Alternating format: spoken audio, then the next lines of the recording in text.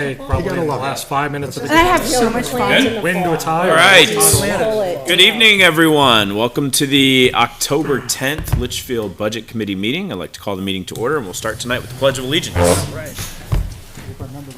Pledge allegiance to the flag of the United States of America and to the republic for which it stands, one nation, under God, indivisible, with liberty and justice for all. All right. Anyone have any additions to tonight's agenda?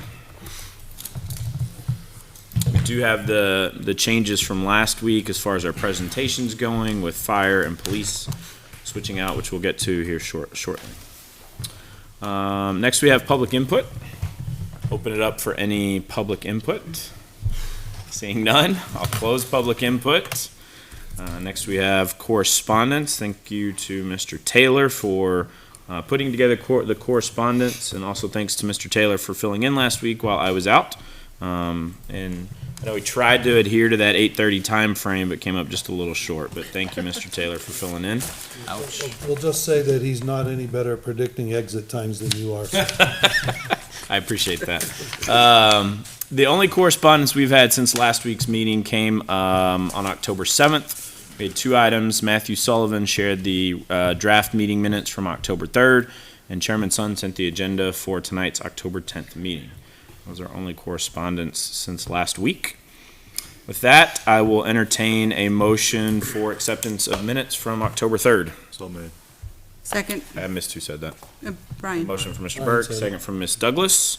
We'll do let's see, all those in favor signify by saying aye. Aye. Oh. All those in favor signify by saying aye. Aye. All those opposed, all those abstain, aye. Motion carries 7-0-2. Okay. And with that, we're going to jump right into our town business tonight. Tonight's our last night of our town presentations before we move into town voting next week. And so first up on the agenda tonight, we have our friends from fire, and I will turn it over to the chief. Thanks for joining us. Hi, good evening. Thank you for having us. Deputy Glantz is with me tonight, so Deputy Glantz is going to go through the budget and Perfect. we'll address any questions. Great. Thank you, Deputy. What number's fire? Well, thank you for having us this evening. Yeah, sorry about that. It's 4220.10. That's where we are. What we did was we put together, like last year, we put together what the overall increase is that we proposed for our 2025 budget. And then we broke it out by wages and then main budget. Recognizing it's a bottom line budget, still like to see it split out. So what we did was we have the increases, and then we have any cost offsets that we would have that leads us to the total increase number. Just exactly what we did last year. So in the 110 line item, we have an increase. Anything that was cost neutral isn't here, and it just would have been, there's no point in really putting it up there. So these are all either the things that we've taken money from or things that we've had that money to. 110 for the fire chief, it's just the fire chief's salary increase by his contract. Full-time fire is up $18,470, just based on the fact that we made a personnel change. We hired a more qualified, more seasoned firefighter into that role for our full-time employee, plus your regular pay increases that we had last year for our captain. The call line item is up, so we can talk a little bit about that. That's looks like a large increase.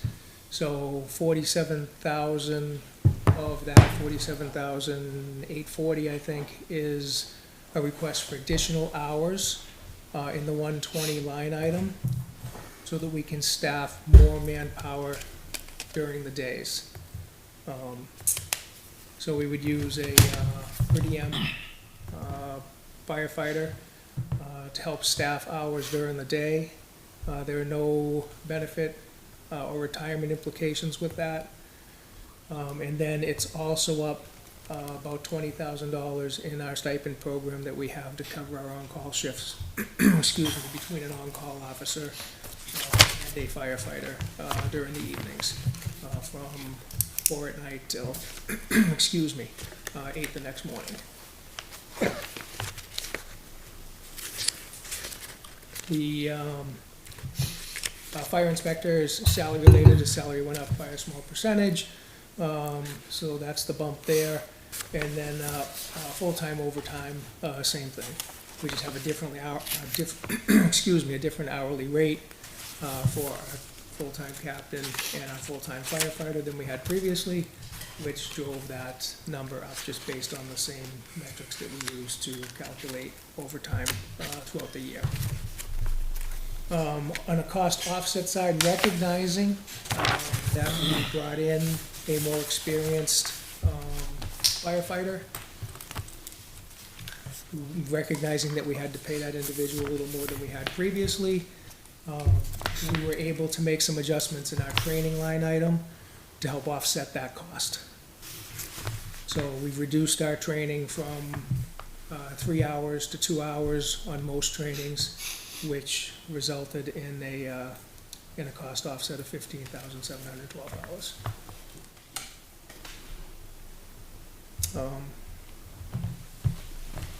Next slide. So, and then on the main budget side, most of these, I can't really see that. Yes, okay. No, that's okay. You can, yeah, Oh, yeah, I have it. I brought it. So most of these are, you can look at that too. oh, perfect. Most of these are pretty small increases. There's an add, so we don't have much control over the benefits, so 212 and 213 up marginally by $26 and $25. Our software contracts would go up by $3,900. We've been looking at some analytics and reporting software as part of the TEMSA system that we use for national fire reporting now. If you remember years ago, we used to use NIFRS. We've since, over the last year, we adopted TEMSIS, which is a free state system.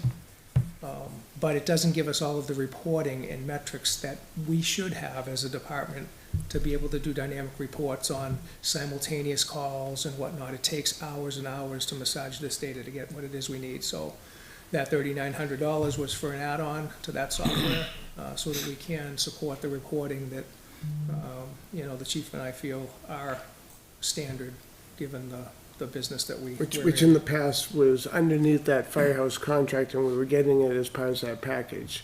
So now we do the reporting for free, but there's no extras. So any of that extra information takes a month to get the information from TEMSIS. You have to put in a request, and so we can't get that live data in order to answer questions like we are tonight if you were to ask about stuff.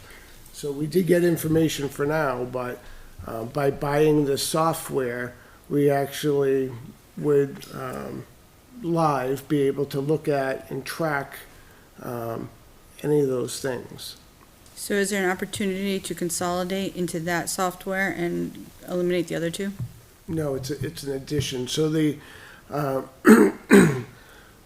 so right now, nationwide, they're going away from NIFRS. It's going to a new thing called ESD, and they're still working through the fine of that.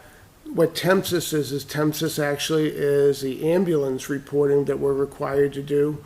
So when we go to an ambulance call, when we come back, we have to do fill out a TEMSIS report. It goes to whatever the hospital is that the patient went to with everything that we did pre-hospital. And it also goes to the state level. Well, what the state did is they expanded on that, and they said, you know what, instead of you guys doing, because for many years we're doing 2 separate reports, and we're paying somebody, almost 3 hours to do the 2 reports. If you went for a car accident, you had to do 1 report, and then So what the state did is they consolidated it, and it's all within 1 report now, and it actually has cut down the time it takes us to do it's more of a simplified report.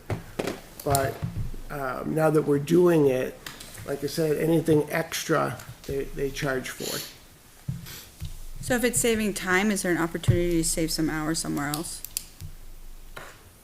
So if we're saving time on reports, is there overtime or anything else that can be used to help offset some of that? No, because it still takes sometimes it can take up to 2 hours to do a report. So typically when we go out on a call, depending on what the call is, if it's a medical call, they're gone for an average of a half hour for a simple call. And then when they come back, they have to do their reporting before they can go home. So they usually get about an hour's pay. But we go for a car accident or we go for a cardiac arrest or something, they could be there for 2 hours in order to fill out everything that's required.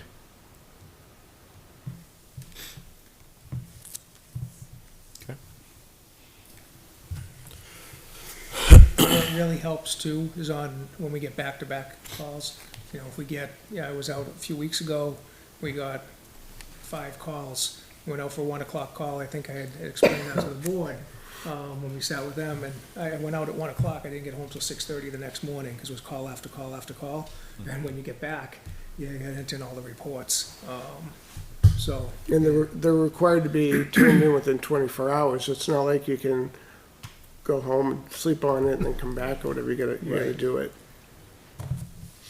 So that's the software line item, Okay. that's the ask there, and that's what the increase is, it's for that module. Dispatch is going up, but that's contractual, we expected that, based on renegotiating the contract that we have with Hudson last year. Employee screening didn't go up by much, we were able to keep that pretty flat, even though some costs have gone up. Instructor services, that's a zero impact, it's really a net neutral item.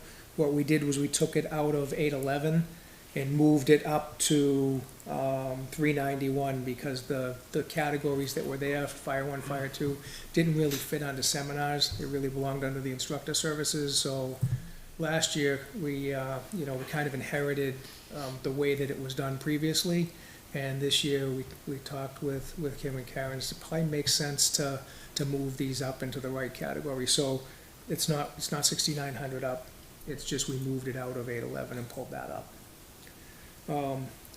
Electricity,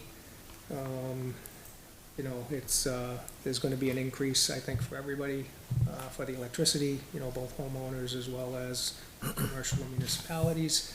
So that's just based on what we believe is gonna be the predicted outcome for, the increase for next year. Water, not up by much. Dues and subscriptions went up a little bit, simply like we all see, in our personal subscriptions and so forth, they're just going up. So some of these have gone up. It's all marginal, but it all adds up. So that's a $460 increase. Vehicle fuel, same there. It's gonna be up about $898 based on what we know we've spent this year and what we can anticipate next, even with some good pricing. Medical supplies, that's a 5% bump. We did that based on the predicted increase in calls that we'll have this year, and the fact that we're running our supplies right now. We're at about 60% of our existing budget for medical supplies. I think I have a couple more invoices on my desk, but I anticipate that next year we'll run about the same. We'll probably use all of that this year, and then I would expect the same for next year. The medical supplies are tough because you go out on a medical call, and if you use, depending on what you use, you have to backstock it because we have to have it on the trucks. And then 811, where we pulled out the $6,900 to put under instructor services as appropriate. The line items that are there, we did increase, there's 2 line items, we increased by $800, totaling the $1,600 ask. And the increase simply because post-COVID, we're trying to do more training, and the cost of these trainings and seminars have gone up. And then there's a small cost offset of $900 on the heating, just based on, I think, some better rates around the heating costs. Thank you, Deputy Chief.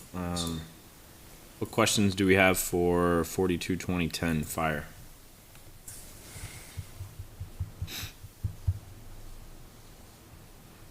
So I think given the state of the tax cap, I think it's awesome that we're providing additional coverage, but it is an expansion of services. So it would be a good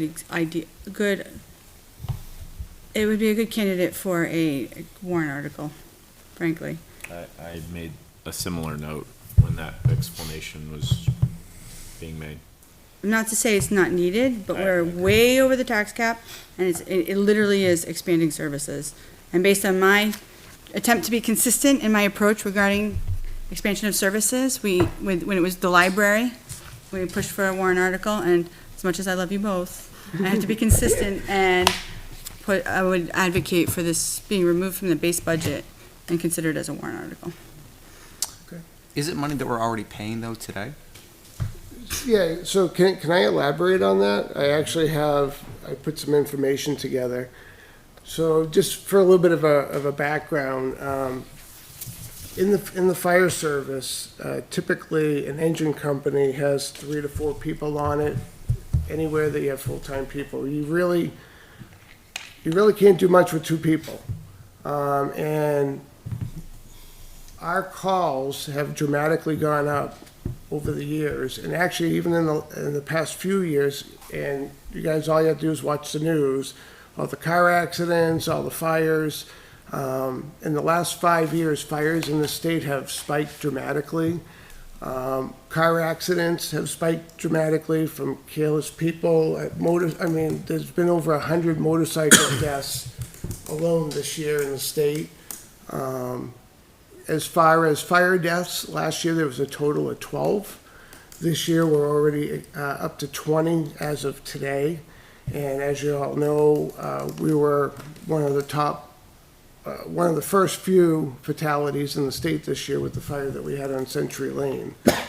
The problem that we have is, we were just at a chiefs meeting today, a statewide chiefs meeting. The problem that we're having in the state, just not like anybody else, and I know we've already preached about it, police and fire, is nobody is stepping up to do the job. We've been very fortunate that we've put out for on-call people. We've gotten some people, but then you get the people and the state doesn't have the personnel to give the required training.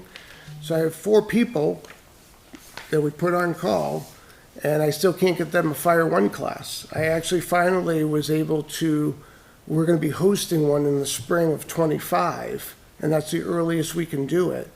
And the reason is the state cannot get instructors, because just like any job that's out there right now, nobody wants to do anything. So they've had to cut back on their curriculums, and they only offer it every now and again.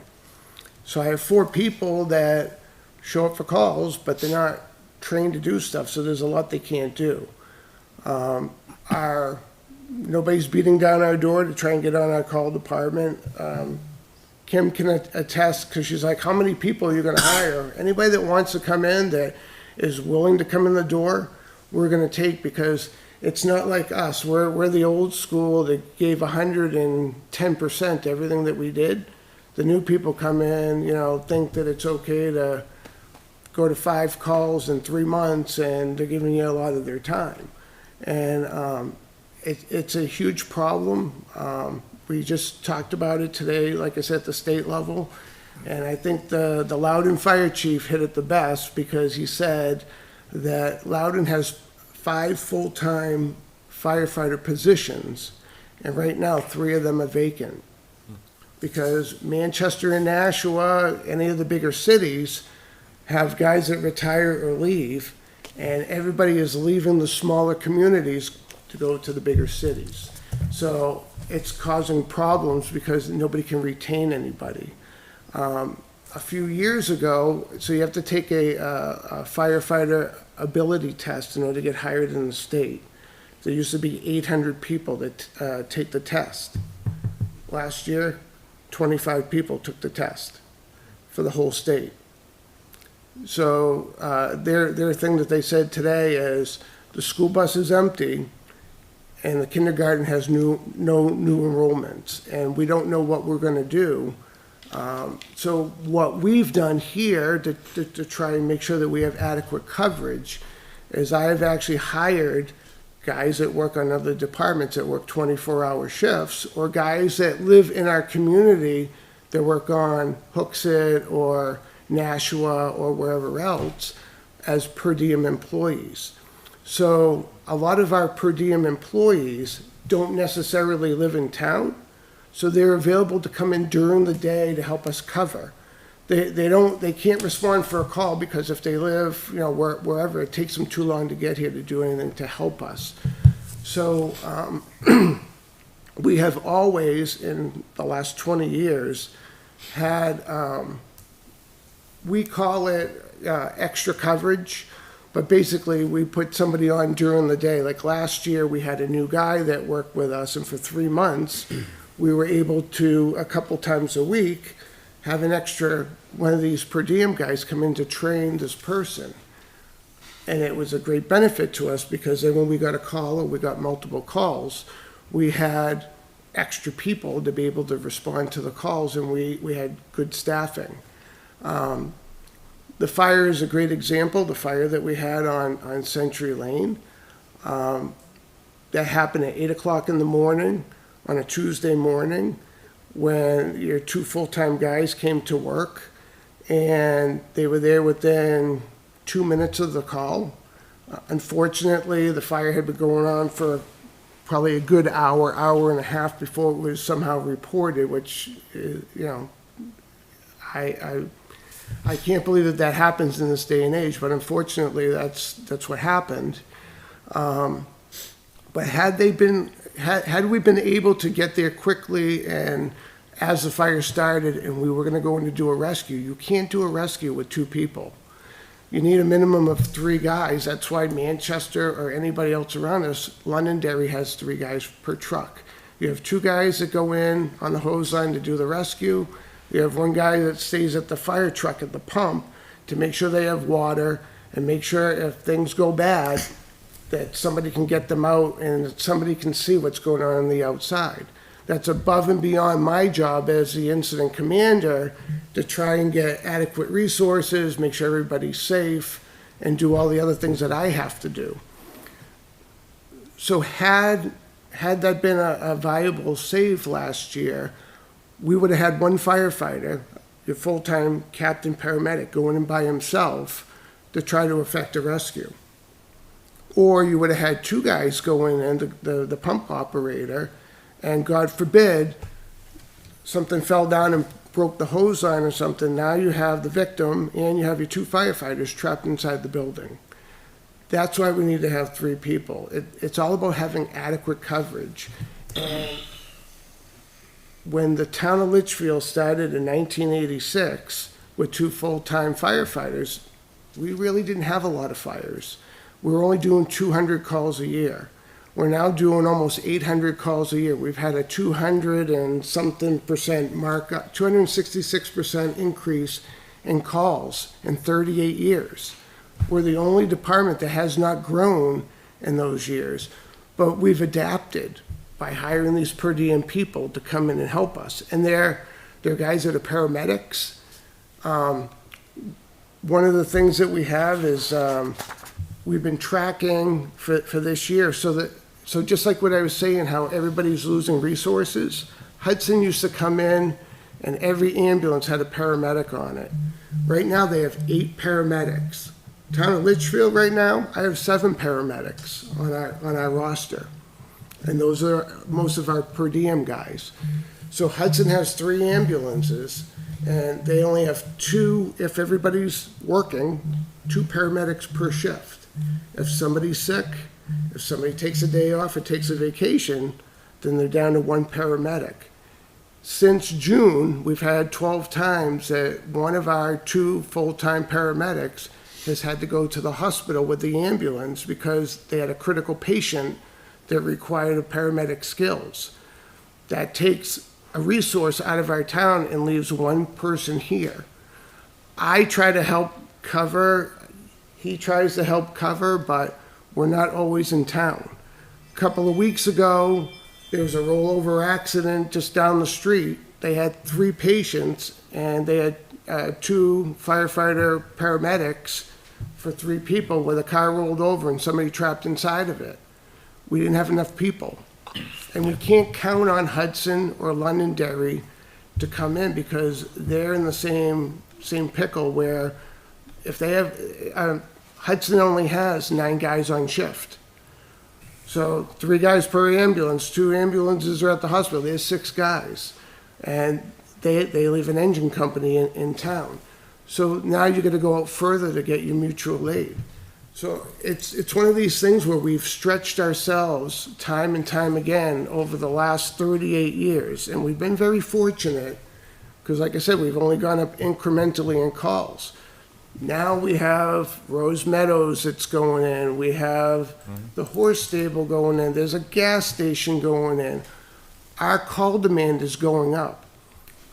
We're going out for more and more critical calls. This past year, I can't tell you how many suicide attempts, standbys we had to do with the police department, that for 2 hours, we got 4 guys tied up.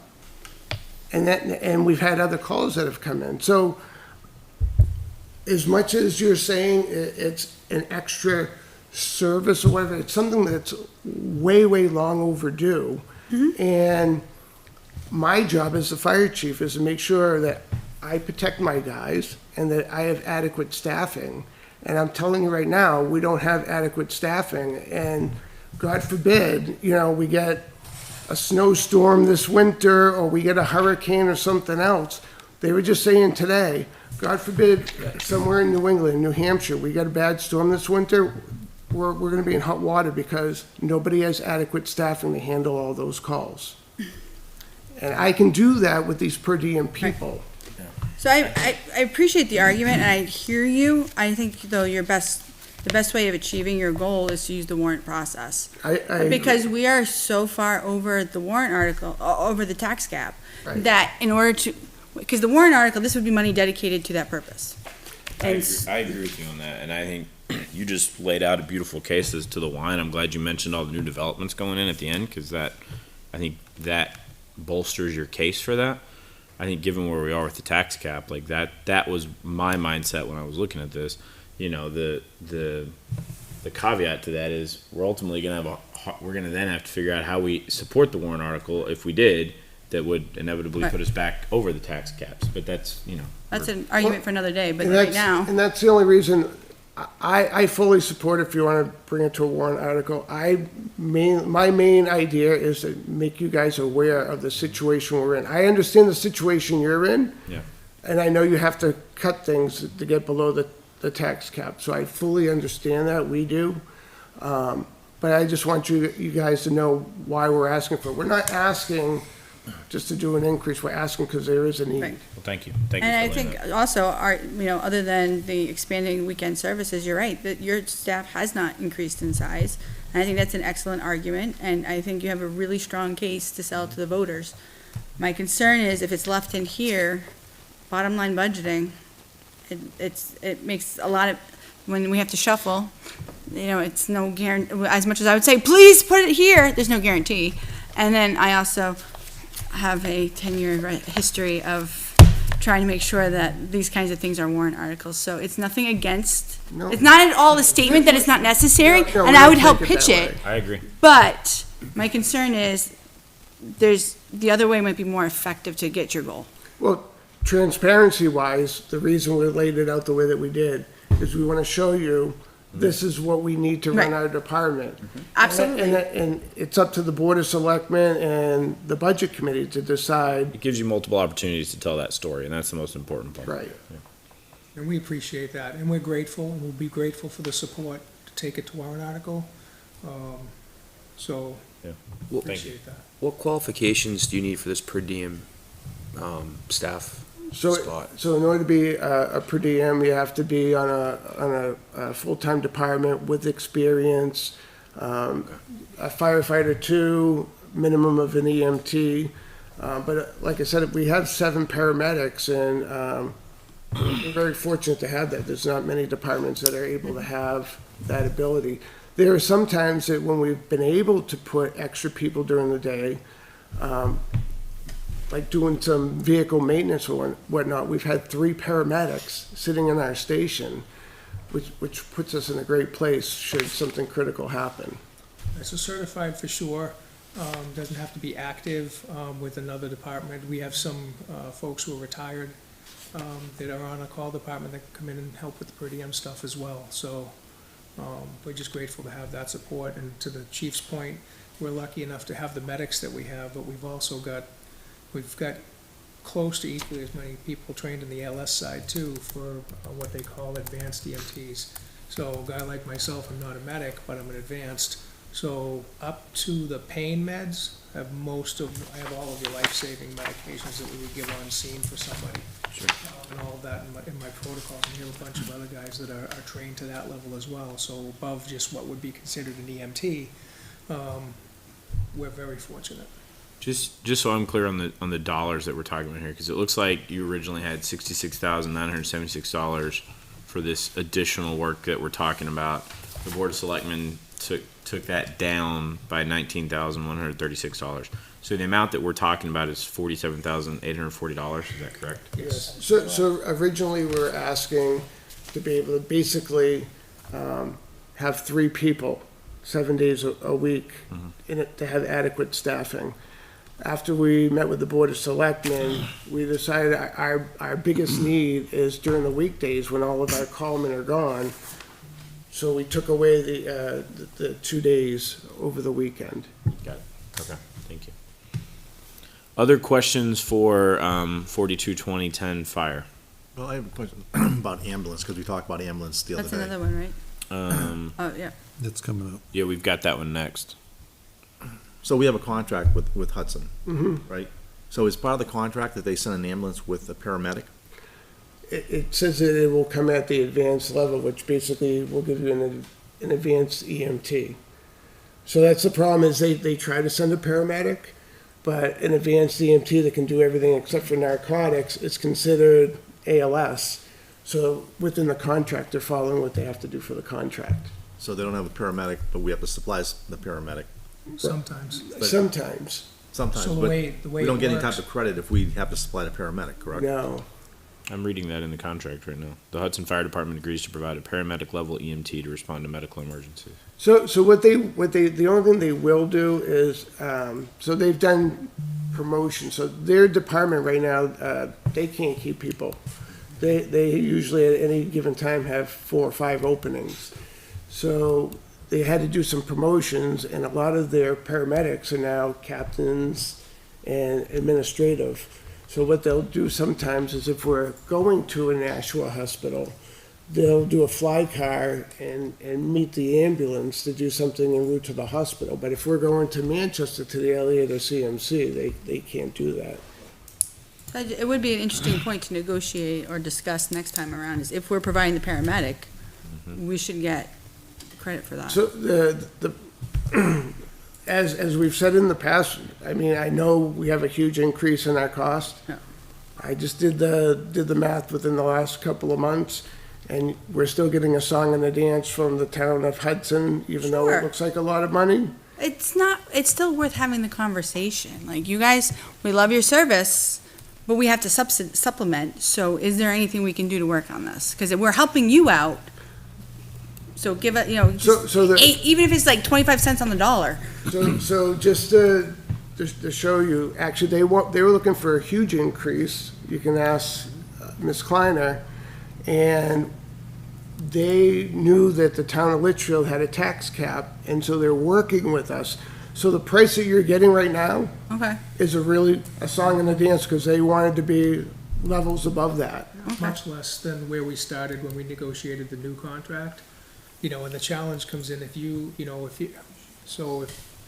even for myself at the LS level, if I start patient care on a critical patient and the ambulance comes at the basic level, I can't Right. not go, I have to go, otherwise it's patient abandonment. Right. And it's the same thing with the medics. If they start care on a critical patient, they really are tied up to go with the ambulance all the way to the hospital. Right. So that's No, I understand the logistics, I totally get it.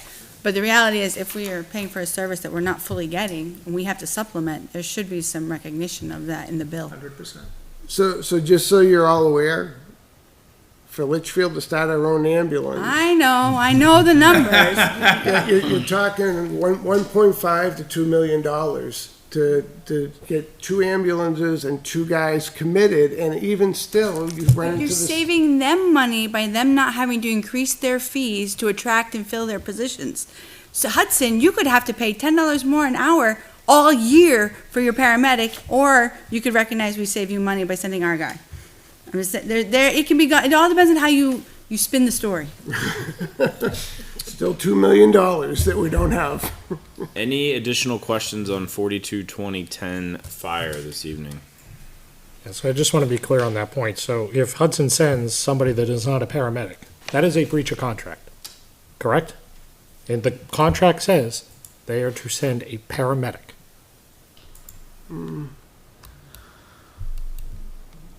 I don't believe so. I mean, The words say paramedic. so, I mean, we can go back and speak with the fire chief. I believe they're doing the very best they can. Then they can't sign a contract that says that they're going to commit a paramedic then. And if they do, then it's a breach of contract, and therefore they should either have to give us some sort of financial benefit, Offset. or, you know what, it gives us the freedom to go find somebody that's going to provide the paramedic, so we don't have to do this like Well, we can- flying we car, can like do that, but swap it's people gonna out. be It's gonna be at a much higher rate than what they're charging. But if I take how much they're charging plus what you need versus if we were to go to like a Manchester or a Londonderry, what does that come out to? So we did look at other people. Right. This was your cheapest option. Right, but I It's- get it's the almost more than cheapest double. option, but I'm paying twice. Because I'm not getting a paramedic. Do we know the percentages where they don't send a paramedic? Well, like I said, just in the, When since June of this year, 12 times we've had to Supplement. supplement with them, yeah. Again, to me, it's just a When point a you bring up during the paramedic level discussions. EMT is not available from the Hudson Fire Department, a mutual aid request for advanced life support. I knew there was something in here that, so it's D on, Oh, I didn't read D. yes, They so always could they're, at least the advanced because I level. knew they didn't make that claim that they always could, because they know they always can't. Yeah, that was their out clause. Yes, that's their out clause. It doesn't say they'll get it from mutual aid. It does say that. That's us. We're mutual aid. No, it's us. It wasn't mutual aid. Our own mutual aid. Yeah, I knew they didn't make a statement that they couldn't hold But to. the point though is, in that moment, when we are supplementing their service, we're depriving our own community of service. And so we ought to at least raise that as a point during negotiations, like, Well, it's, It's yeah, a but it's a we're, cost we're incurring. I was We gonna have say, to but do we're, that. we're actually treating one of our residents, so it's, but we should be, according to the contract, we should be able to send them to the hospital with Hudson, let them do their thing, and free you up to treat another town person. Also sounds like it's pretty minimal, like Chief said, it's been 12 times since June. Right. right. I mean, so it's not. We're keeping our eye on it, and we I'm have just talked to saying, them. We know that they're gonna try to jack it up again, so it's just one of these bullet points, when we go to negotiate, what are some of the things we have as leverage? It was 10 years, 12. 12 years between the time the contract started and the negotiation last year. And so they maintained that same rate Really? for I many sworn there was years. contract in between, but okay. And then they wanted much more because of the cost of the workforce to them. And we went back and forth for a good 6 or 7 months because we knew that Litchfield couldn't afford it, especially with the tax cap and especially with the staffing we have. You know, so I had a lot of the same questions that I think a lot of you have. And as I was asking them many times, lo and behold, on my desk showed up this radio. So I would invite anyone that would like to come into my office. I listen all day long. Nope, I grew up with one. Nope, I'm good. And I can tell you the number of times that these folks are called back to back to back to back to back. I'm amazed that they can do it. I think they perform extraordinary services to our residents. But the number of medical calls and things of that sort, it's just constant. And that, I think that's anywhere these days. I think people life gets so busy, they tend to wait until maybe a situation that could have been, going to an urgent care or your doctor now escalates into something else, and it's an emergency call. People in the last 6 months are sicker. Yes. So it's not like, I sprained my arm. It's people that generally are very sick. Yeah. It's crazy. $195 per call seems pretty darn cheap if you ask me. It is. With or without an EMT. Anything else for 42-2010? No, other than, And Uber thank you for all that you costs guys do. Like, Yes. Absolutely. Agreed, thank you. Thank you for your support. We'll move to 42-90-10, emergency management as well, while you're here.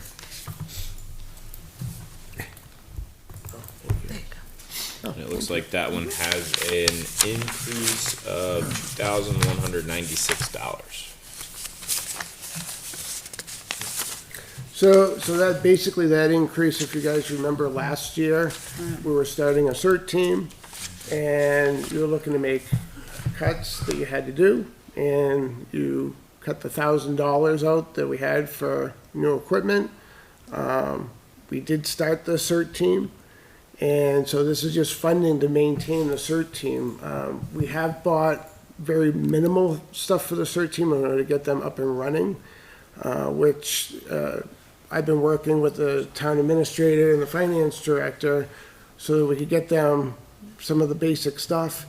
As you guys saw during the 4th of July, we have a great group of people. I was actually very surprised and very happy to see that we have 20 people that were interested in the group. I honestly wasn't expecting more than 4 or 5 people. All 20 went through the training? So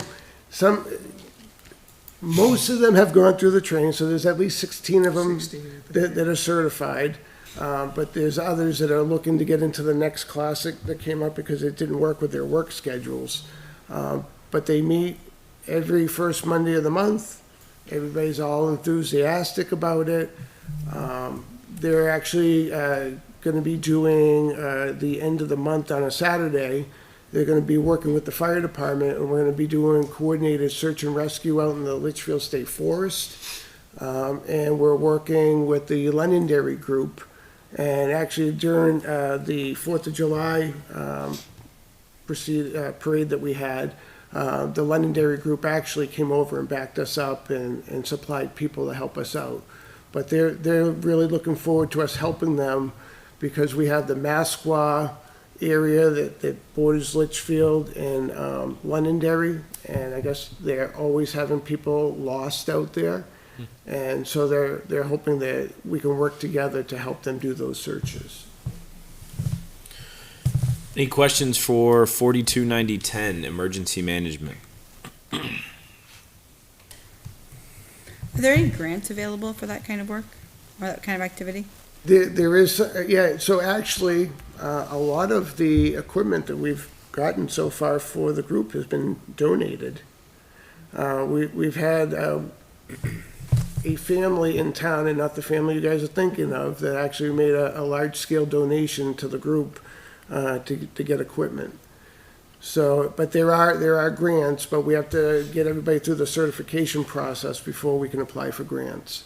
But the Londonderry group has been phenomenal with us, with helping us get equipment and helping us get those type of grants. Any additional questions? Okay. 42-41-20, code enforcement. That's not me.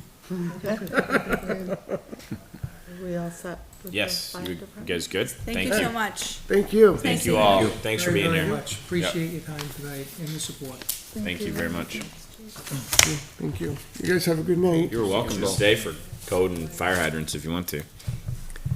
They're police hydrants.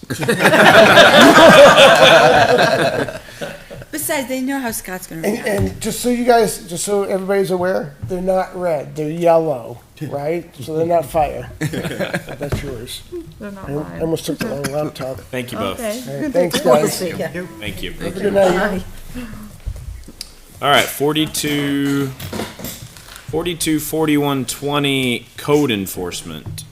This one has This is a where we like to see, overall reduction of $3,484.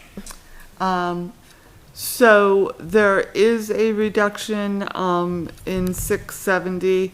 We are going, there's been code changes, a large amount, and they've adopted a new, building code. We are going forward out of this year's budget and purchasing all those books. Generally, it's every other year, so we felt safe reducing the line for next year. Caveat, it could be back the following year. We'll see how There's the a state subscription goes. service available? Digital? Yeah, I mean, I had my NFPA ones digitally 15 years, 20 years ago, so I'm curious as to whether or not it's something that's available or useful. And then you wouldn't have to worry about them being updated every 2 years, because you could get the current stuff. It's not as helpful as we thought it would be. Okay. So there are different services that you can get. Unfortunately, there are licenses that per individual, not, so. Probably more expensive then. It becomes how very many- expensive, when you look at the number of people that need to look at it, because you actually will have fire, you'll have building, planning, zoning, depending on who's. Line 110 is a salary reduction, because as I'm sure you all know, we have a new employee. And then line 211 is, an increase, and that's just due to the coverage the census employee took. Any questions on 42, 4120 code?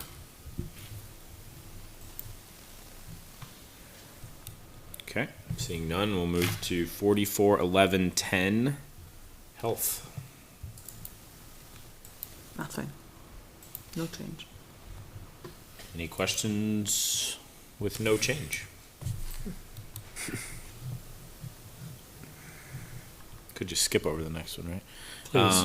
We'll move to 422090 fire hydrants. So I And- just realized how incredibly hard that is to see. Yeah, and I just wanted My to, apologies. so if you go, I'll start and then Ms. Kleiner, you can jump in. If you go to the tab that's in the, spreadsheet, the digital version as well as the paper version, it actually really shows no change. If you look at the slide that's up here, you notice that at the top it says no change entered yet, because of the rate settlement case. Beyond anything that Ms. Kleiner can share here in just a minute, if there are further questions that we really wish to dig into tonight, we would have to move into closed session. Otherwise, we can defer When do we think we'd have public information available? November 12th. Oh. So we would be able to at our November 14th meeting, which is a scheduled school presentation, but we could just allocate a little bit of time. We would have the information in order to have a public conversation then. So I feel like that's our best option. Certainly let Ms. Kleiner share anything else she wants to. Other than I'm just piqued as to why we'd have to go into private session, but I mean, I don't know that I truly care until, like, the information's public. Ms. Kleiner, anything you want to add to that? 'Cause there's nothing we can do, right? There's nothing we Correct. can do. We have We no don't have impact on it. information. Yeah. So to me, right now, this is no difference than we don't know what health insurance increases are. It's very We're in a simple. holding pattern, so until somebody can give us direction with information, It would just require us to delay this conversation until our school presentations. so based on what we currently know, this is where we're at, even though we know realistically, there's probably a sizable increase. Did you want to share the timeline that you So- mentioned earlier, Ms. Kleiner, with going to the alderman? Right, so, I mean, as, hopefully everyone knows, there's a rate case going on, with Pennachuck. The town of Litchfield, the town of Londonderry, the town of Bedford, we are interceptors into that case, so, so we are actively at the table. Good. Currently, as it sits, there's a settlement that is proposed. Because the city of Nashua owns Pennachuck, they have to have the city of Nashua's approval before they can move forward with final settlement. So, there was a meeting a few weeks back there at the Board of Aldermen. Very limited information was shared. And the board asked Pennachuck to go back and rework the numbers. So as it stands now, there was a resolution that was put forth at the Board of Aldermen for approval, no public information of the rates. And so that resolution was this past Tuesday night. On October 29th, the Special Water Committee, which kind of oversees Pennachuck, will have a closed session. They will make a recommendation to either pass or not pass, which will go to the Board of Aldermen November 12th. So I would assume that, of course, the board could go into non-public session, but they would have to come out into public session to approve such settlement, and at that point, that public is public. So that's why I say I'll have more information that I can give you. What I can tell you right now is our hydrants have gone from 258 hydrants to 271. That in itself means an increase. Right. Right? So go. But that's not factored in here, right? Yeah, 'cause this has 258. Right, It's not. it isn't. $1,700 a hydrant So, right now. Times 17. 1719 to be precise. so what we're looking at is, the hydrants, both private, because we have municipal hydrants, we have private hydrants. Private hydrants are like the school has hydrants that they pay for on their bills. And so do the over 55 or anything that's not a town road. Those are not paid by us, those are paid by them. So, according to Pennachuck's information, we have 48 private hydrants and 271 public hydrants, which are in the town budget. We came out in a good place this year because we expected the hydrant rates to go up, and we did not see that. So we are coming in well within our budget this year. But Pennachuck is known to go retroactive rate increases. I see it on my bill all the time.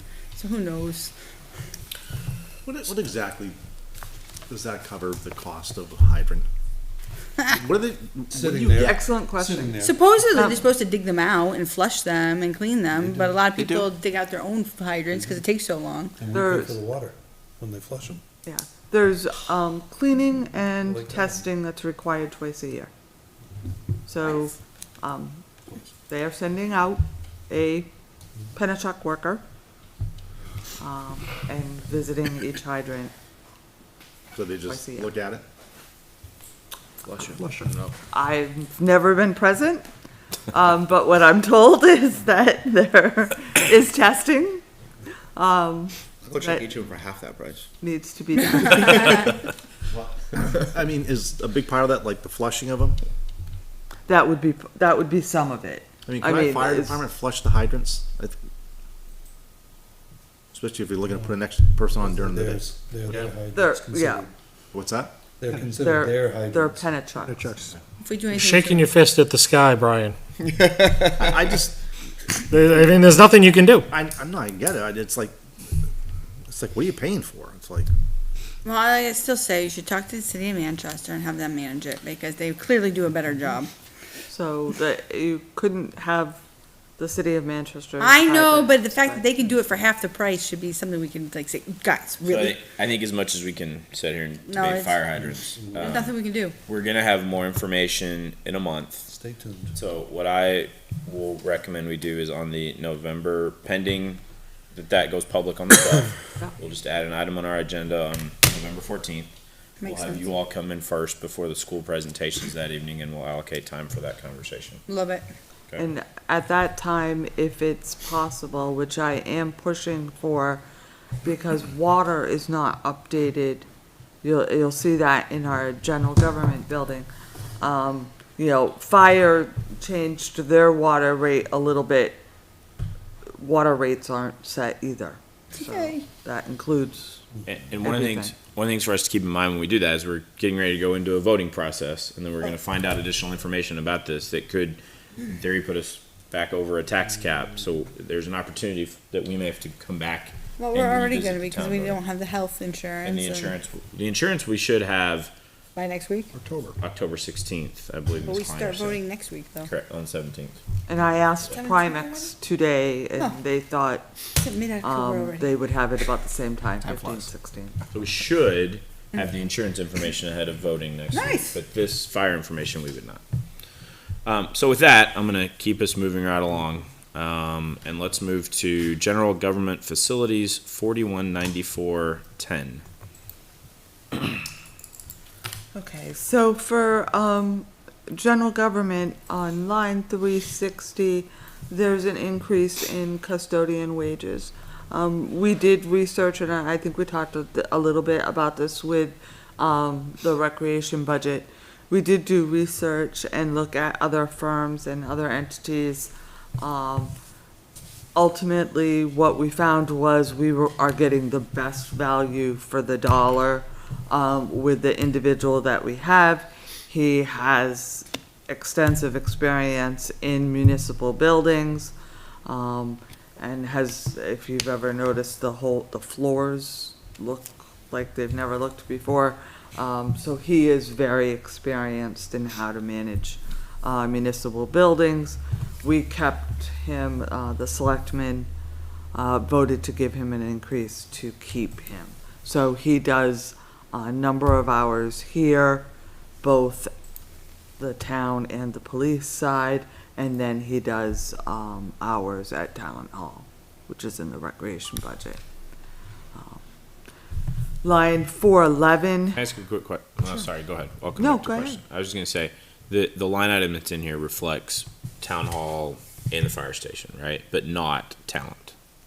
Is that correct? Correct. Okay. Talent is in the rec. Got it. Yeah. I was just making sure fire was included in this. Okay. Fire's not, PD. Does it say Police. fire? Just police and Just Police. police. This building. Okay, so Just Old police. fire you station. mentioned you mentioned he goes over and cleans at fire. Old fire. Oh, station. I'm sorry, I meant Okay. police. I got it. I said that, yeah.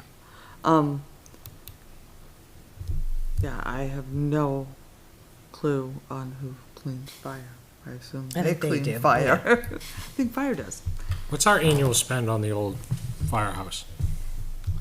On the old firehouse, You're shaking your fist. Well, trust me, I'd like to just get rid of the relic.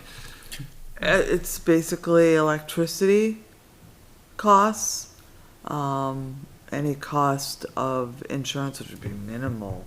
And septic. It's really not gonna change your bill much to take that off of the roll. What's it used for?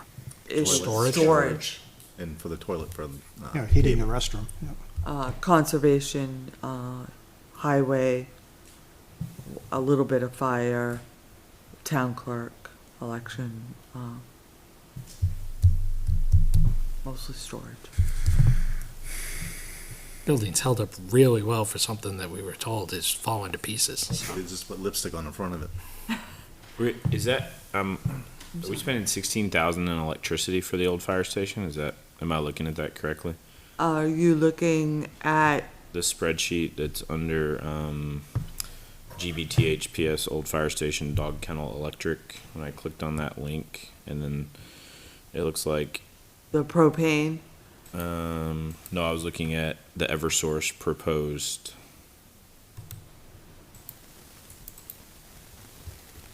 the one that says, yeah, it's line 9 in the budget, sorry.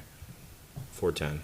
Okay, so that's for the town hall, old fire station, the dog kennel, which mostly has electric turned Isn't off. town hall and police station line 3? So it's 9. So if you open up that spreadsheet, Yeah, I'm you'll looking. see all of it's town hall, police station, Yeah. general, the meeting house, Uh-huh. which is, historical society, Fire. fire, highway, street lights, Fire's solid talking waste. about that fire, new, not old, right? Correct, Okay. Oh, okay. yes, Okay. correct. It's everybody, it's pretty much everybody. So the old fire station electricity is in that $23,000 somewhere. Got it. Can't we get a separate cost for that? I'll ask her to look and to get back to you with whatever costs we feel are associated directly with that building. I mean, I know there are some because there's lights that are on, but I think it's minimal. We're not providing supplies to that building, we're not, Minimal heat. yeah. Yeah. Okay. Minimal heat for a drafty old building is Well, other than Well, storage, there what's aren't the people really significance right in now? it. None. storage. Yeah. Don't they, aren't there like, don't they bring some vehicles over there to do repairs sometimes? Highway does. So, like, They've should done we- some of their equipment over there. Yeah. Mostly highways The deal. moved everything out. Yes. But it's So- mostly right. Conservation Commission. So way back when, as part of the build for the new fire station, Level the of thing. town was asked if they wanted to sold that it was dispose of it, and the town said no. Decrepit. The town said no. Whoever's using it for storage, get your shit out by this day. There were there was a question. Yeah. Yep. There's a warrant article? There was a warrant article, where it was a separate, because some people insisted that as part of the question of, should we build a new fire station, is what should we do with the old one? And the vote, it was worded such as, should we look at disposing of, getting rid of, selling the property, and the answer was no. So we could always ask again. Isn't it? part of I'm shocked that you would ask for another vote on a no. Well, ask until I get a yes. That's your MO.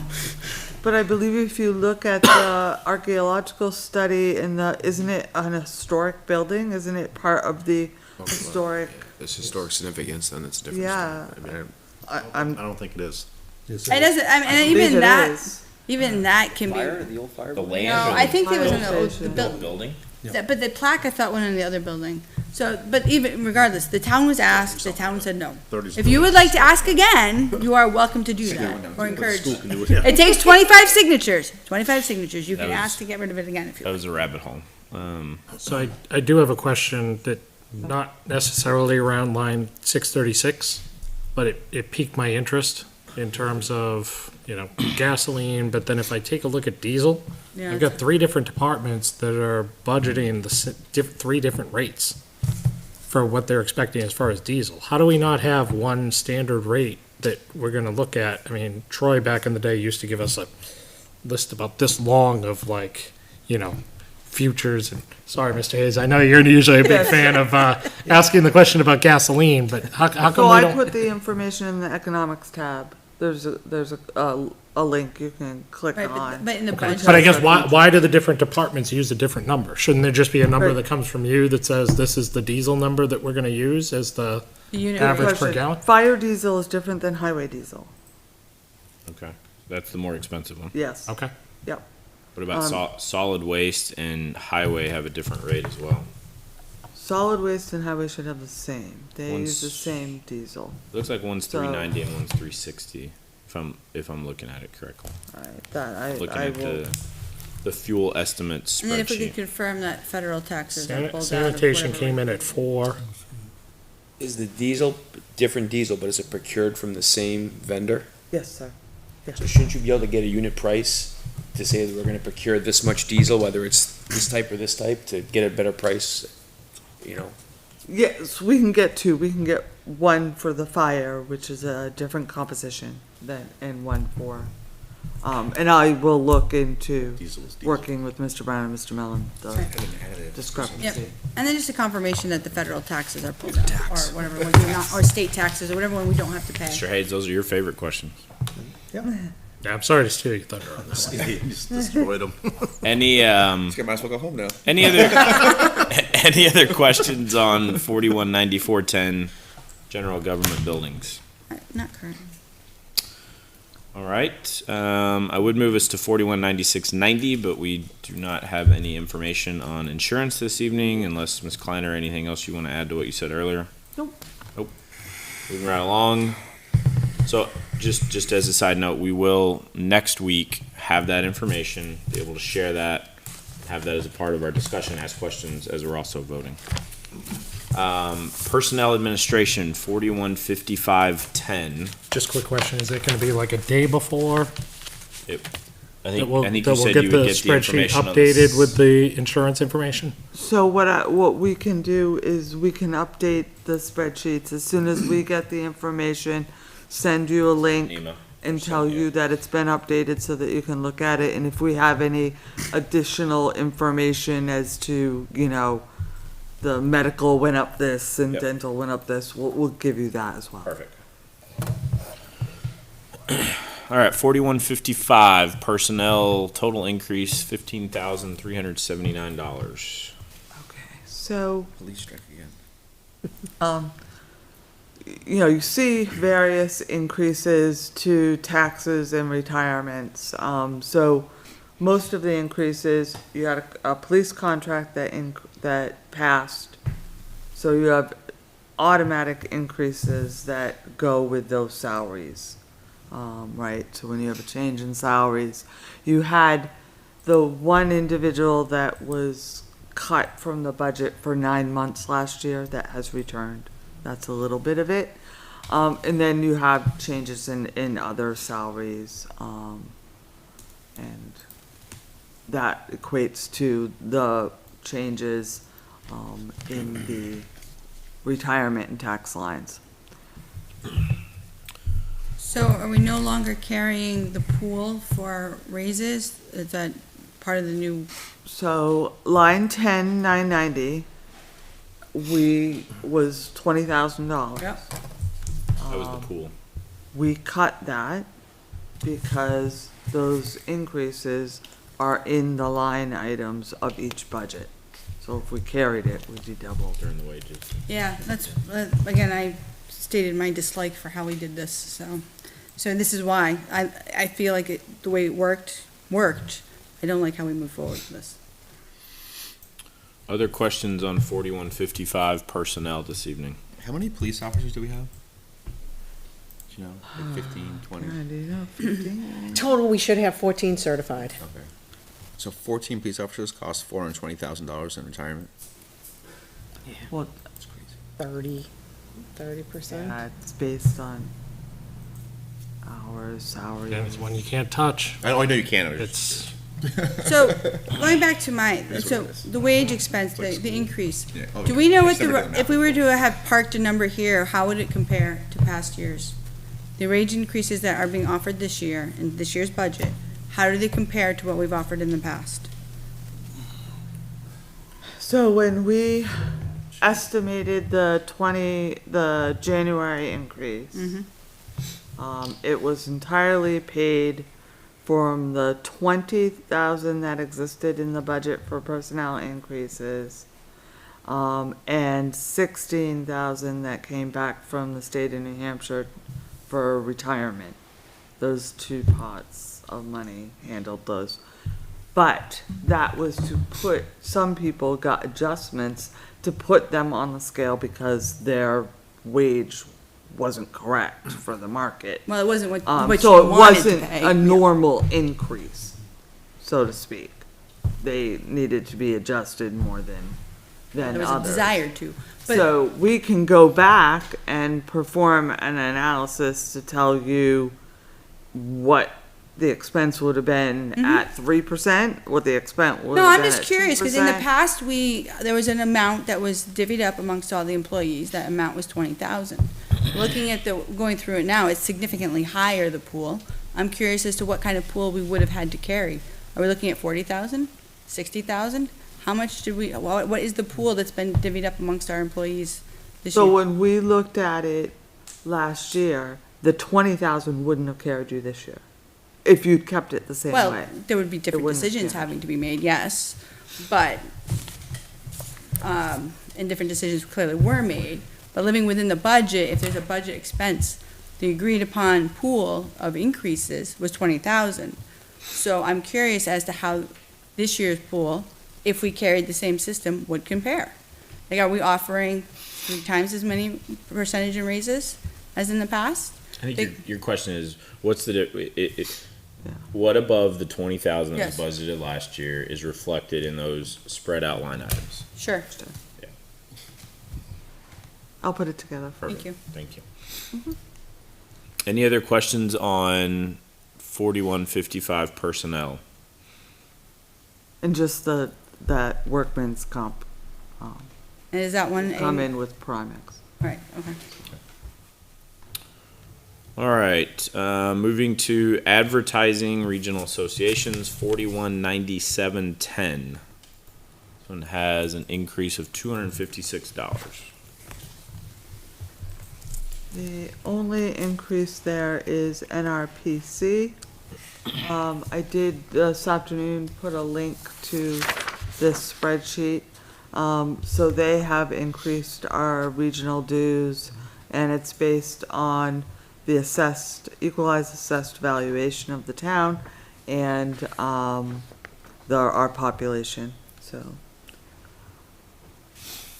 That's how they calculated it out, but I put the link to the spreadsheet. Questions on advertising? Okay, we're gonna move to preliminary review of revenue estimates, and there's a slide that's up on the screen. If you move to the very last tab in that spreadsheet, it has all of the revenues. It's at the very end after debt. So I think we had this, we had a conversation at the very end, at the very tail end of last budget cycle, when we were seeing increased, interest. So this year, let's kind of start with 2024, because, Karen and I, as part of the tax, rate setting, we have to report to the DRA what our estimated revenues are for the current year. So you may have heard that we updated the Board of Selectmen with that information at their last, 2 meetings ago. And at that time, we had to increase the building permit revenue. We had to increase interest because it was even more than we had estimated. And then we had to reduce the current use change tax revenue. And so all of that ultimately added 22,000 in revenue to the calculation that will be performed for your December tax rate. And so I believe that the tax rate will go down to, or at least 1, but probably 2 cents because of those. So then Karen and I look at 2025, and we have a lot of conversation back and forth and look at a lot of different numbers. We believe the land use change tax should be increased back up. So you have a lot of projects. It just didn't come in time for this year. You'll get it next year, so we raised it back to the 35. We increased building permits, 10,000 more. 2 things: you have the change in the town fees, and you have a number of projects going on, especially 172 units across the way. And then we increased interest again, even more, for what we've seen in the past month or so since we filed them as 434. So that's all good. Revenue is healthy, and we believe that that will help offset some of the stress on the taxpayers. Just to clarify, essentially that's a $60,000 revenue increase based on actuals from 24, correct? My math's right. 30, yes, 60. So what is the payment in lieu of taxes for Hudson? That's on the water, the wells? Yeah. So since I've seen my property taxes, I'm sure everybody else here has, how is it their valuation has been the same for the past like 7 to 10 years? A pilot agreement doesn't change until you So when it- renegotiate it. It's not an annual thing or every couple of years? No, it's every, A true pilot agreement is an agreed upon amount between the two parties in lieu of taxes. Right, but So- aren't they generally somewhat reflective of what revenue we're losing? Generally, you would calculate that out, yes.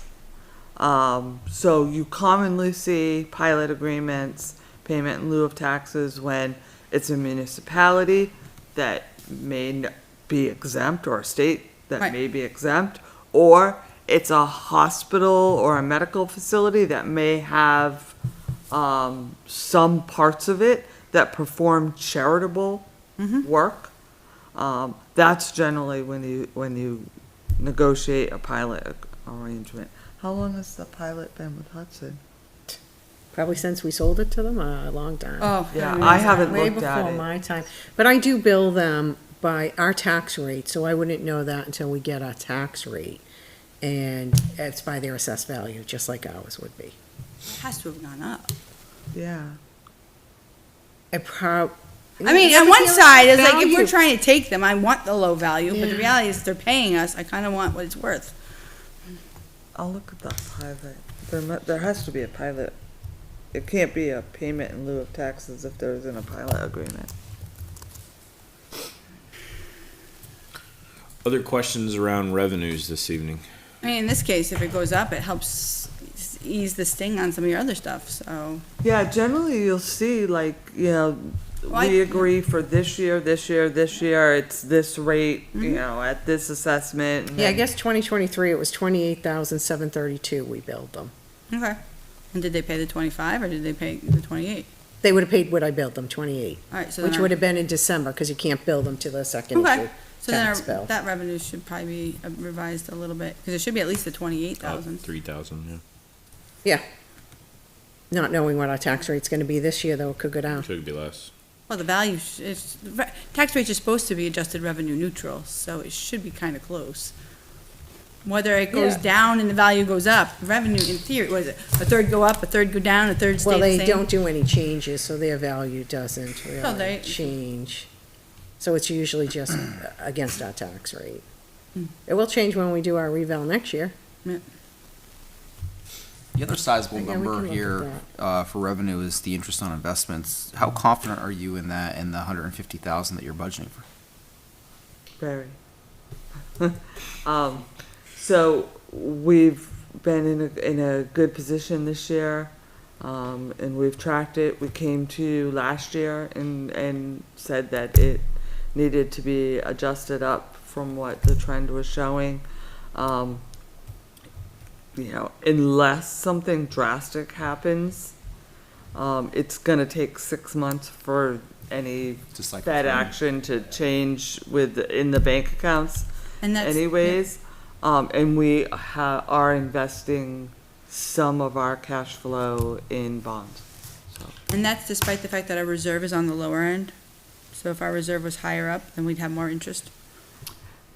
yes, but we had a healthy addition to our reserve for the end of 2023. Right, so, okay. Any other questions on revenues this evening? I have to imagine just the tax base is gonna increase with all the new developments and stuff like that. That would, in theory, I guess it wouldn't be more revenue. it'd But just so do increase the your tax rate. services, remember? It's usually net negative. Yeah, we haven't increased services really. Well, Fire? This is going up. but- Ambulance, Please. police, Well, it's $1.30 in cost Plowing? for every dollar you it's collect. net, it's revenue negative. Yeah, I mean, all stuff's going up regardless of what the new developments are here, so Ah. it should offset. Just say no. But Alright. there's two things you don't know. I think we'll get into this as we talk about the tax cap. All right, so with that, with that Do ominous you have, statement. do you have the default to share? In, We do not. I like that slide in Nope, process. it's in process. All right, so preliminary tax cap calculation. So if you go all the way back on the The other end. spreadsheet, towards the beginning, there's a tab that says tax cap, about the sixth one down. And look at that, we're down to 167. So what changed? But that is Great question. not factoring in insurance and other things, so it looks good Correct. today. Fire. Yeah, it looks The good today. 20,000 came out that we took out of that personnel line. We did go back, the chief and I, and look at that special overtime, and it was misstated, so 100 hours came out of that. Oh, good. So that got reduced. Good catch, Carrie. Yes. I'll take my And, wins when I can. and the selectmen, some of the selectmen's reductions brought down what was originally proposed. And there we sit, the increase in revenues. There was a decrease, when we filed our MS1 October 1st, there was a decrease in the number of veterans.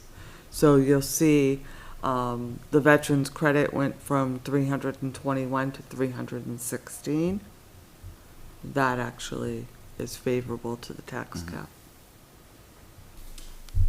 So a lot of different things, but, the one part that I think we don't talk about enough, and if you go to your tab, because everybody ultimately is worried about the tax rate, right? And what the tax rate is going to be, and so I wanted to be clear, and of course the selectmen can certainly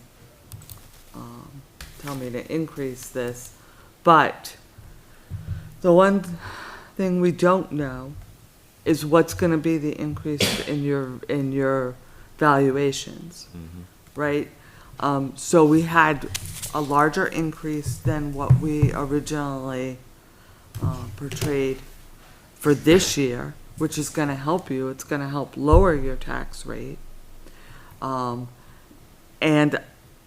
I've upped the estimate for 2025 because of the number of projects that we know that are gonna come online, right?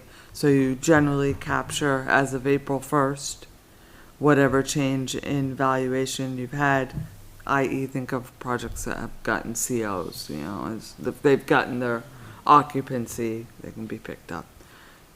A number of these projects that are underway will come online most likely before April 1st of next year. So I think we're gonna have a healthy change in assessment, but that's a number, looking at the number of building permits, where they are in the process, having discussions with the building department, that we make an educated estimate on. And so that weighs into what we generally figure as the tax rate.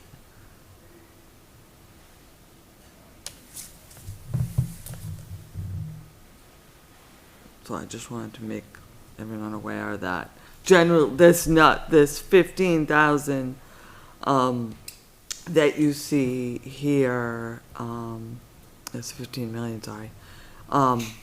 We had two. We only estimated two last year, if you look back at the 2024. We experienced 15? No, we're looking at 15 for 2025.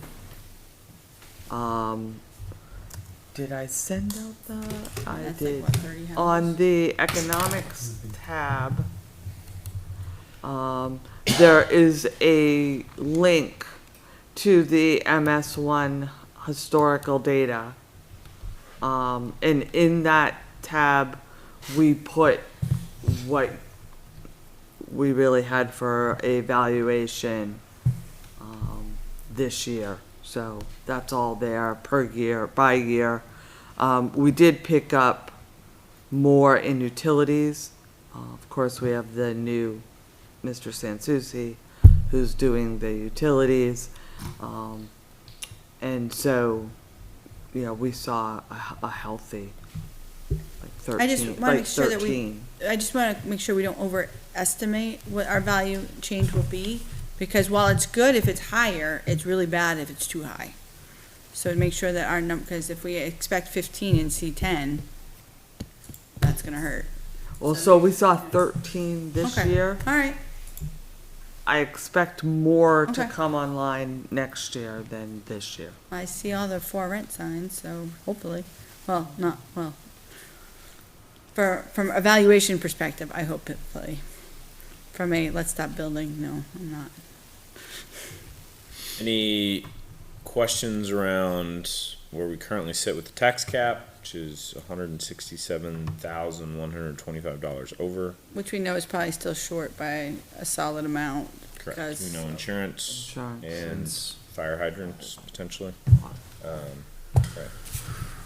Just had one question on this particular spreadsheet, and specifically, line 18, you get a big jump in gross appropriations, and then you also get a big jump in revenue, and then that 1 year of 2023 seems to be an anomaly. Can you explain, like, why the big jump that year, and then 2024 seems to settle back to about what the other numbers are? Yeah, the Is that ARPA, the ARPA fire money? truck, yeah. grant money. Sorry, The ARPA? ARPA, the fire truck. Okay. It was a gross appropriation, and then it came in as a revenue source, so it's an offset. Okay. Good question. Any other questions on this tab this evening? All right, well, that concludes this portion of our town budget review process. Next week, we'll move into the voting process. We should have as we mentioned earlier, we'll have our insurance information, hopefully before then, which will be reflected here in a new amount over the tax cap. And then we'll have the opportunity to revisit that in November once we get the fire hydrant information, so. I do have one last question. Go ahead. Just in general, so between Ms. Kleiner and the Board of Selectmen, any last call as far as what you would like to potentially concede to reduce that 167 before I pull out my red pen and others do and make the decision for you?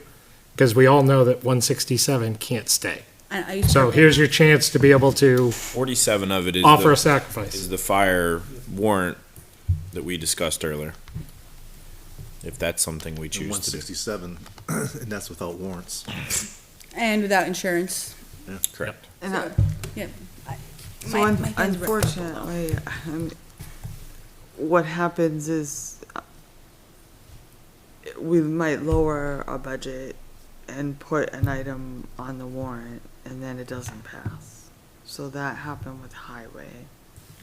And that hurt us. I mean, they definitely felt that. They didn't get the additional worker, and they had their overtime cut.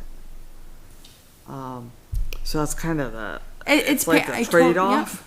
Yeah. But the reality is, currently, there's gonna be trade-offs. But I think that trade-off, and Mr. Taylor, you've been mentioning this for years, right? We have to start having a conversation about where are we gonna look to reduce services that the town offers. I mean, sure, it's not easy, but a logical cut would be another police car, right? But does that feel right after not having police cars for 2 years? No. Or more. Right. No, that doesn't feel good, right?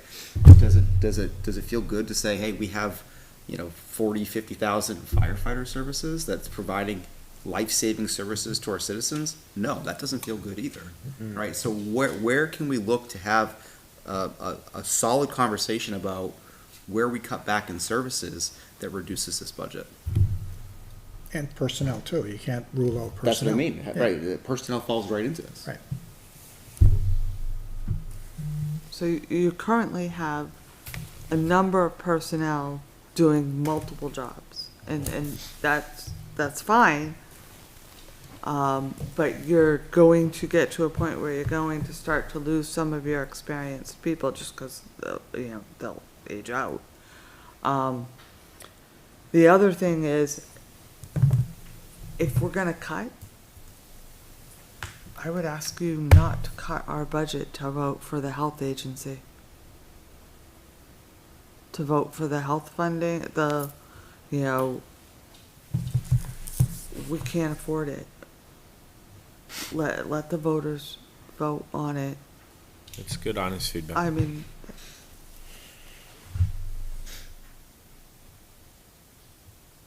and I strongly believe in giving back to those agencies, but the town budget can't afford it. It's traditionally been a warrant article. Is it currently in the budget? Yeah, but That's she's what you- saying we usually have to make the cut in order to be able to support it in the process. That's all, yeah. I hear what you're Yeah. saying. Now, I guess, and maybe It's I'm, 20,000, maybe I'm, right? I mean, that's. The requests are higher this year. 25,000. That's tough. maybe I'm misremembering, but I thought that we have a legal obligation on some of that we cannot refuse somebody that is coming for help. So are there some line items with Well- agencies that we can consider? And are there some that, I thought, going back to the days of Troy, I thought he said that there were certain line items that if somebody came to him and needed financial assistance, he could not turn them away. So is there any way that, if that's the case, can I just know which ones I can't touch? Because I legally can't not provide that versus these are agencies that strongly recommend that we help the community. So you're entirely right. General assistance, what some people call welfare, is statutorily in the state of New Hampshire. So, you must, if the resident has lived in Litchfield for a year, that's the law that passed, back in 2023, you have to keep them housed or help them find housing. So that's one. The warrant article I'm speaking of is the funding that you give to Meals on Wheels, Family Other Promise, I'm just naming agencies, I'm not making any. So in the past, we have abstained, or I've abstained because I felt that it was, rather than vote against it, leave it to the voters.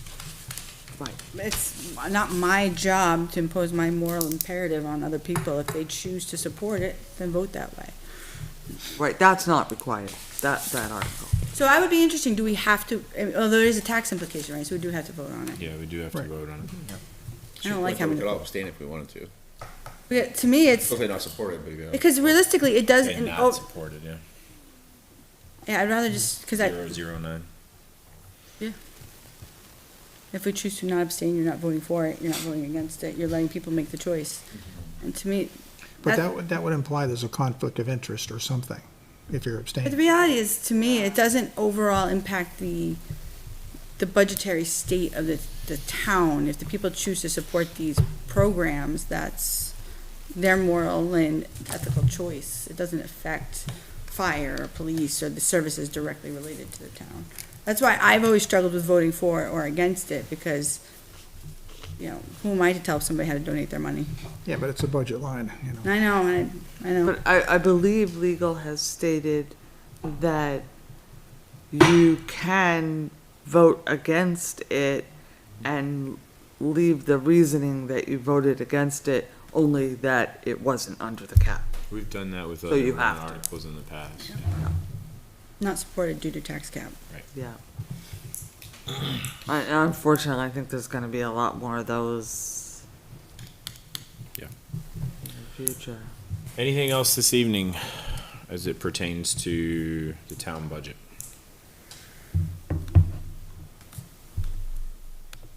Okay, we have our work cut out starting next week. Thank you all very much. Thanks for your time and efforts. I know it's a lot of work that goes into getting it to this point, so thank you to the Board of Selectmen, to the department heads, to everyone. Thank you. And the summary, that was beautiful. All right, moving on in our agenda. Thanks, Karen. Thank you, Karen. Mr. Leary, any new updates since last Thursday from the town? No more updates. Any questions for Mr. Leary? Mr. Cutter? No new updates either on the school side. We're meeting for our second meeting of the month next week, so we're going to begin the budget process here ourselves here starting in a couple of weeks and look forward to seeing what the superintendent and the directors have put together. I believe, did we get last week's BA report? Did I not send it? I didn't get it. No. That's why I wasn't in Well, correspondence. it's the second. We sent I it know, the second. I remember watching the meeting, Miss Ames said something about you sending it out, but, We send it out the second meeting of the month, so I would send it Okay. out next week. okay. I just remember her saying that, that's why it stuck in my head, okay. Any other any, school-related questions for Mr. Cutter this evening? Not yet. With that, we'll move to member input, Can't new wait till when they business. come. Well, I haven't had a chance to really dig into your BA report. I'm particularly looking forward to looking at your enrollments. Member That's input, in new there. business. No. School facilities. Well, we came right from there to here. I was watching part of that when I was sitting in here. It's been a long time since I've had back-to-back meetings like that. So there was discussion about the survey, trying to encourage more people to fill it out, debate about what the appropriate threshold number should be. I don't know that there was generally a consensus reached, but the more the merrier, so please fill it out. What's the number at now? Well, I think there was a number of 900, I think, mentioned, but there's no scientific reason behind that number. It's a number that was just thrown out. And How many? current surveys, I think, are in the 400 range. I was going to say high threes is last. I heard. So the question is, at what point do you consider it valid data? And suggestion is, well, 900 surveys, but realistically, if you get 700 that would vote yes, is it truly valid data? Because so many voted no, and you're trying to capture what would turn their no into a yes. So it's difficult to determine. So it'll be interesting to see what data is resulted. Signs are going up around town, so look out. There's a QR code, makes it easy. There are plenty of places that you can fill out a paper copy if that's your preference. There was discussion about the old H.L. Turner report and whether the committee has spent enough time looking at repair versus other options. So, but realistically, the committee's in a holding pattern until the data is provided to understand what options are even viable in town. Is there a end date for that survey? Or is it? So it sounded like they were talking about if there's not enough responses by November election, that there will be a request for a direct mailer. So obviously, if there's a good turnout at the November election for people filling out capture people capture there the at the people there, which is tricky too, because it operates under federal election laws, so they can't be in the building, they have to be outside the building. So there's different rules at play. But like I said, there's signs going up at all most of the rec fields, their library bulletin board, they're going up all over town, not along Albuquerque, but Albuquerque adjacent. I don't like that ordinance. Albuquerque adjacent. And so there's a lot of opportunity for people to see that we're looking for information and opportunity to provide said information. And information is obviously being requested of those, even if they're not associated or affiliated with the school in any way, because they're still gonna vote. Still need to understand what their positions are. So the majority of it was focused on how to try to improve turnout, get better results, and then a little bit of discussion of, well, depending on how the results break, what are we going to look at? But we're kind of in a holding pattern until we see if there is a clear yes, no on certain options. So it's work in progress. It's the longest survey ever. Well, it's better to have the survey than spend how many millions and get it shot down 4, 5, 10 times? So let's get it right. The opportunity is to get it Let right. it go for 2 years, just keep asking people. Well, if we waited 2 years on some other projects, maybe it would have cost less. Any other questions for school facilities this evening? Capital improvement. Yeah, we met the other day, presentations from the library and the rec committee. Request for, We put on there, and our next meeting is on the 23rd, which will start discussions of where things are placed. prioritizing things from there. Is there an end date for when that'll be presented to the Board of Selectmen? Yeah, I believe it's 2 weeks. I think then we have another meeting on the 5th. Then I think the next meeting it gets presented to planning and then the selectmen. Questions for capital improvement? Seeing none, move to public input. Anyone from the public wish to join us up front this evening? Greetings. No, actually, I was just next door at the Capitol, or at the school facility meeting. I thought I'd stop by since I was in the neighborhood. Oh, thank you for joining us, Mr. Peoples. All right, with that, I will close public input. Our next meeting is next Thursday, October 17th, 7 p.m. And I will entertain a motion to adjourn. So made. Motion by Ms. Douglas, second by Mr. Hayes. All those in favor signify by saying aye. Aye. Opposed, abstained, motion carries 9-0-0. Have a great evening, everyone. Yes, thank you. Did it. Came close.